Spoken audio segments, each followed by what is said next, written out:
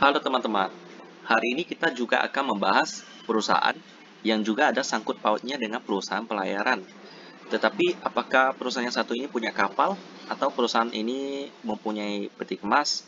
Ya, tidak ada teman-teman. Jadi Armada Bajaya Trans ini yang akan kita bahas hari ini fokus dalam bisnis transportasi darat.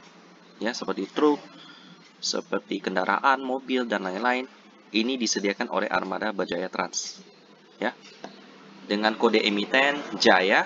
Semoga bisnis dari Armada Berjaya ini, Trans ini selalu berjaya. Kita lihat di sini bahwa sebelumnya bernama PT Armada Beton. Didirikan pada tahun 2012, dimulai sebagai pengangkut pengaduk semen ya. Jadi waktu awal-awal bisnisnya sebagai pengangkut pengaduk semen. Lalu pada tahun 2015 mereka bertransformasi menjadi General Land Transport and Logistics Company dan berganti nama menjadi PT Armada Berjaya Trans pada tahun 2018. Nah, sebagai informasi teman-teman, Jaya ini IPO pada tahun 2019. Jadi dengan selang sekira 1 tahun, mereka langsung IPO ya. Jadi cepat sekali juga untuk perusahaan yang seperti ini. Dan kita lihat di sini jasanya ada transportasi darat. Untuk memastikan kualitas layanan terbaik, semua armada kami dilengkapi dengan GPS monitoring. Lingkup operasional kami meliputi Jabodetabek serta Jawa Barat dan Jawa Tengah. Ya. Dan juga armadanya ada jasa angkutan kargo longgar. Seperti ini teman-teman. Kayak truk gitu. Terus ada lagi ini yang ada sangkut pautnya dengan perusahaan pelayarannya, itu layanan transportasi kontainer. Ya. Ada namanya juga di sini PT-nya. Dan juga kita lihat di sini mungkin ini ada kontainer yang dengan merek yang kita kenal ya. Sepertinya nggak ada foto Temas di sini, tapi tidak apa-apa. Terus ada lagi layanan armada truk kotak panjang. Ya, untuk yang seperti ini, sepertinya ada teknologi cold chain juga ya. Jadi untuk menyimpan makanan yang harus dengan dingin, tempat yang dingin, akan disediakan oleh armada ini. Ya, itulah transportasi daratnya. Terus ada lagi tentang layanan seperti kepabeanan, ekspor dan impor untuk kargo, mulai dari menyiapkan dokumen pabean hingga mengangkut barang pelanggan ke tujuan akhir sepanjang waktu. Jadi teman-teman yang ingin ekspor impor akan dibantu oleh Armada Bajaya Trans ini juga.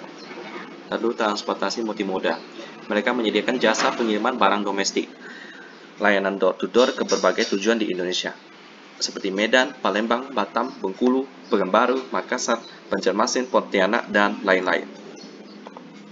Ya, seperti itulah profil daripada Armada Berjaya Trans yang bergerak di bidang logistik ya.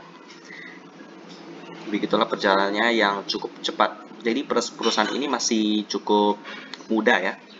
Dari tahun 2012 sampai tahun ini 2021, berarti belum hampir genap 10 tahun, hampir genap 1 dekade.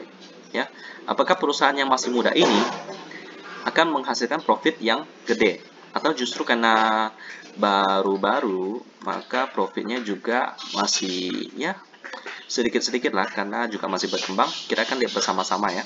Kita akan lihat bersama-sama di RT Business. Tapi sebelum itu, bagi teman-teman yang ingin belajar tentang tutorial RT Business, boleh klik video saya yang ada di atas sini ya. Di sana akan disertakan link download aplikasi dan juga bagaimana cara saya menggunakannya. Sekarang kita langsung masuk ke RTI Business.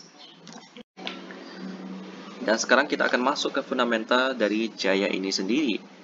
Ya, kita lihat setiap tahun selalu profit di sini dan juga ada beberapa kali membagikan dividen. IPO-nya tahun 2019. Jadi bisa dibilang Jaya ini berkomitmen untuk membagikan dividen ya, sampai 25% dari laba tahunannya.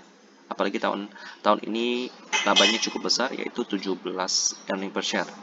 Berbanding dengan harga sahamnya 124.